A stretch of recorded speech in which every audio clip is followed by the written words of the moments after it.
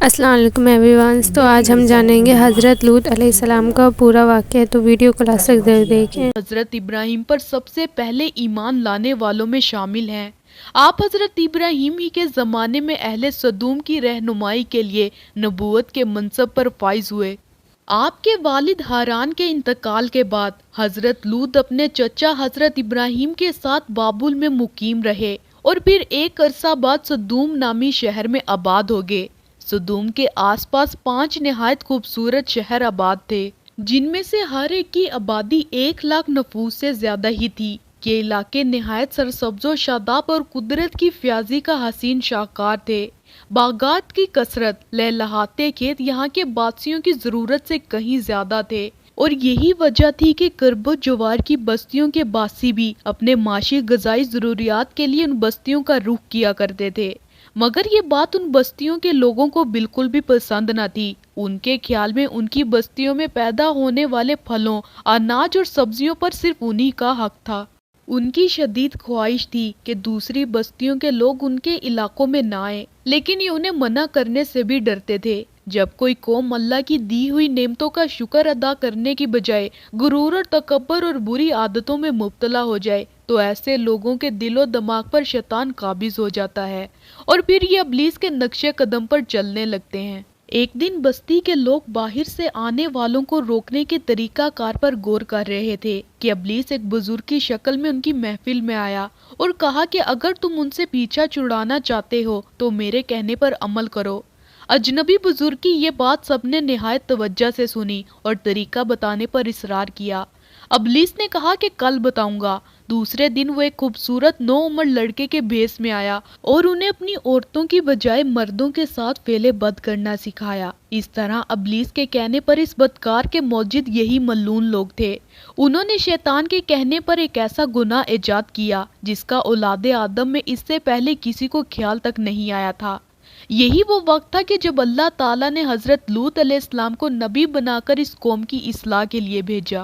حضرت لوط نے ان کو توحید کی دعوت دی اور بیہودہ حرکات سے منع فرمایا۔ قرآن پاک میں اللہ تعالیٰ فرماتا ہے، اور لوط کو یاد کرو جب انہوں نے اپنی قوم سے کہا کہ تم بے حیائی کیوں کرتے ہو؟ کیا تم اپنی عورتوں کو چھوڑ کر لذت کے لیے مردوں کی طرف مائل ہوتے ہو؟ حقیقت یہ ہے کہ تم احمق لوگ ہو۔ حضرت لوط اپنی قوم کی بری عادات کی وجہ سے بڑے فکر مند رہتے اور دن رات انہیں نصیحت اور تبلیغ کرتے رہتے، لیکن قوم پر اس کا کوئی اثر نہ ہوا، بلکہ وہ مزید ڈٹائی اور ہٹ درمی کے ساتھ فخریہ انداز میں یہ کام کرنے لگے۔ اس کے ساتھ ہی وہ حضرت لوط کے ساتھ بھی سخت رویہ رکھتے اور ان کی باتوں کا مذاق اڑاتے۔ انہیں حضرت لوط کا سمجھانا برا لگتا تھا، چنانچہ انہوں نے صاف صاف کہہ دیا، اگر تم ہمیں اسی طرح برا کہتے رہو گے اور ہمارے کاموں میں مداخلت کرتے رہو گے تو ہم تم کو اپنے شہر سے نکال دیں گے۔ قرآن پاک میں ہے، وہ کہنے لگے، اے لوط اگر تم باز نہ ہوگے تو ہم تم کو شہر بدر کر دیں گے۔ حضرت لوط مایوس ہونے کی بجائے قوم کو راہ راست پر لانے کی جد و جہد میں مصروف تھے، لیکن وہاں تو کیفیت یہ تھی کہ مرض بڑھتا گیا۔ حضرت لوط انہیں اللہ تعالیٰ کے عذاب سے ڈراتے، وہ اتنا ہی ان کا مذاق اڑاتے، اور پھر ایک دن انہوں نے خود ہی عذاب الہی کا مطالبہ کر دیا۔ اللہ تعالیٰ نے انہیں اب تک دردناک عذاب سے محفوظ رکھا تھا اور بدترین فحاشی اور بدکاری کے باوجود انہیں ڈھیل دے رکھی تھی، لیکن اب انہوں نے خود ہی عذاب کی فرمائش کر دی اور بولے، اے لوط اگر تم سچے ہو تو ہم پر عذاب لے آؤ۔ قوم کے اس مطالبے کے بعد حضرت لوط کو یقین ہو گیا کہ اللہ تعالیٰ نے ان کے دلوں پر مہر ثبت کر دی ہے اور یہ اب راہ راست پر آنے والے نہیں، لہٰذا انہوں نے نہایت بے بسی کے عالم میں اللہ تعالیٰ کے سامنے ہاتھ پھیلا دیے اور دعا کی، اے میرے پروردگار، ان مفسد لوگوں کے مقابلے میں میری نصرت فرما۔ اللہ تعالیٰ نے اپنے نبی کی دعا قبول فرمائی اور اپنے خاص فرشتوں کو دنیا کی طرف روانہ کر دیا۔ یہ فرشتے پہلے حضرت ابراہیم علیہ السلام کے پاس انسانی شکل میں تشریف لائے۔ اللہ تعالیٰ نے سورت میں اس واقعے کو بیان فرمایا ہے۔ ان آیات کی تفسیر کچھ یوں ہے کہ جب وہ فرشتے ان کے پاس آئے تو سلام کیا، انہوں نے جواب میں سلام کہا۔ حضرت ابراہیم نے کہا، یہ تو آن جان لوگ ہیں، تو انہوں نے مہمان نوازی کے تقاضوں کے پیش نظر انہیں عزت و احترام سے بٹھایا، پھر ان کے لیے گھر سے ایک بھنا ہوا موٹا بچڑا لائے اور کھانے کے لیے ان کے آگے رکھ دیا، لیکن انہوں نے کھانے کو ہاتھ نہیں لگایا۔ जिस पर हजरत इब्राहिम अलैहिस्सलाम सोच में पड़ गए कि वो खाना क्यों नहीं खाते। इस मौका पर हजरत इब्राहिम के दिल में कुछ खौफ भी पैदा हुआ। फरिश्तों ने जब हजरत इब्राहिम के चेहरे पर खौफ के आसार देखे तो कहा कि आप हमसे खौफ न खाएं, हम आपको एक दानिशमंद बेटे की बशारत देने आए हैं। हजरत इब्राहिम ने उनसे कहा कि ऐ अल्लाह के भेजे हुए फरिश्तों, इसके अलावा तुम्हारा और क्या मकसद है? उन्होंने कहा कि हम गुनाहगार कौम की तरफ भेजे गए हैं ताकि उन पर मिट्टी के कंकर बरसाएं जो तुम्हारे रब की तरफ से उन हद से गुजर जाने वालों के लिए निशान ज़दा हैं। दरअसल हजरत इब्राहिम अलैहिस्सलाम इसलिए फिक्रमंद हो गए थे कि फरिश्ते जिस बस्ती की जानिब जा रहे थे वहाँ हजरत लूत अलैहिस्सलाम भी रहते थे। कुरान पाक में इरशाद बारी ताला है, हजरत इब्राहिम ने कहा कि इसमें तो लूत भी हैं। वो कहने लगे कि जो लोग यहाँ रहते हैं हमें सब मालूम है, हम उनको और उनके घर वालों को बचा लेंगे सवाए उनकी बीवी के कि वो पीछे रहने वालों में होगी। हजरत इब्राहिम का डर और खौफ खत्म हो चुका था, लेकिन उन्हें इल्म था कि अल्लाह का अजाब कौमों को निस्तो नाबूद कर देता है। चुनाचा उन्होंने फरिश्तों से कौम लूत के बारे में फिर इस्तफसार किया, जिसे अल्लाह ताला यूं बयान फरमाता है, जब इब्राहिम का डर और खौफ जाता रहा और उन्हें खुशखबरी भी मिल गई तो वो कौम लूत के बारे में बहस करने लगे। बेशक इब्राहिम नरम दिल, बुर्दबार और अल्लाह की तरफ रुजू करने वाला था। इस पर फरिश्तों ने फरमाया, ए इब्राहिम, इस ख्याल को छोड़ दीजिए, आपके रब का हुक्म उन तक पहुंचा है और उन लोगों पर कभी न टलने वाला अजाब आने वाला है।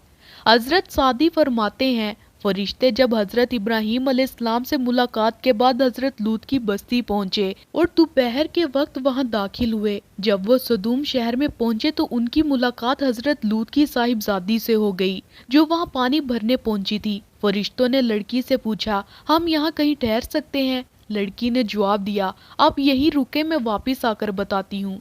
दर हकीकत लड़की को डर था कि अगर ये कौम के हाथ लग गए तो उनसे बदसलूकी हो सकती है। वो अपने वालिद हजरत लूत के पास तशरीफ लाई और सूरत हाल से आगाह किया कि अब्बा जान, शहर के बाहर चंद अजनबी नो उम्र लड़के हैं, कहीं ऐसा ना हो कि कौम उनको पकड़ ले। कौम ने हजरत लूत को मेहमानों को अपने यहाँ ठहराने से मना किया, लेकिन इसके बावजूद वो छुप छुपा कर उन्हें अपने घर ले आए। फरमाने बारी ताला है, और जब हमारे फरिश्ते लूत के पास आए तो वो उनके आने से गमनाक और तंग दिल हुए और कहने लगे कि आज का दिन बड़ी मुश्किल का दिन है। मुफस्सरीन फरमाते हैं कि ये फरिश्ते हजरत जिब्राइल, हजरत मीकाइल और हजरत इसराफील थे जो निहायत हसीनो जमील नो उम्र लड़कों की शक्ल में तशरीफ लाए थे। हजरत लूत ने जब उन खूबसूरत नो उम्र लड़कों को देखा तो सख्त घबराहट और परेशानी में मुब्तला हो गए। उन्हें अपनी कौम की बुरी आदत के पेश नज़र खतरा था कि ना जाने कौम उनके साथ क्या सलूक करे। हजरत लूत की बीवी काफिरों से मिली हुई थी, सो उसने 9 उम्र लड़कों की घर में मौजूदगी का राज फाश कर दिया। ये सुनकर बस्ती वाले दौड़ते हुए हजरत लूत के घर पहुंचे। कुरान पाक में इरशाद है, और जब कौम दौड़ती हुई उनके पास पहुंची, ये लोग पहले से ही बुरे काम किया करते थे। तो लूत ने कहा कि ए कौम, ये जो मेरी कौम की लड़कियां हैं ये तुम्हारे लिए जायज़ और पाक हैं। अल्लाह से डरो और मुझे मेरे मेहमानों के बारे में रुसवा ना करो। क्या तुम में से कोई भी शाइस्ता आदमी नहीं? हजरत लूत की बात सुनकर वो लोग बोले, क्या हमने तुमको सारे जहां की हमायत और तरफदारी से मना नहीं किया था? और तुम बाखूबी वाकिफ हो कि हमें तुम्हारी बेटियों से कुछ हाजत नहीं, और जो हमारी असल चाहत है उससे तुम बाखूबी वाकिफ हो। कौम लूत के इस बेशर्माना जवाब से अंदाज़ा लगाया जा सकता है कि वो फेले बद में किस हद तक मुब्तला हो चुकी थी। मुफस्सरीन लिखते हैं कि जब हजरत लूत की कौम उनके घर की तरफ दौड़ती हुई आई तो हजरत लूत ने घर के दरवाजे बंद कर लिए और उन नौजवानों को एक कमरे में छुपा दिया। बदकार लोगों ने आपके घर का घेराव किया हुआ था और उनमें से कुछ घर की दीवारों पर भी चढ़ने की कोशिश कर रहे थे। हजरत लूत अपने मेहमानों की इज्जत के ख्याल से बहुत ज्यादा घबराए हुए थे। चुनाचा इस बेबसी के आलम में उनके मुंह से निकला, ऐ काश मुझ में तुम्हारे मुकाबले की ताकत होती या किसी मजबूत किले में पनाह पकड़ सकता।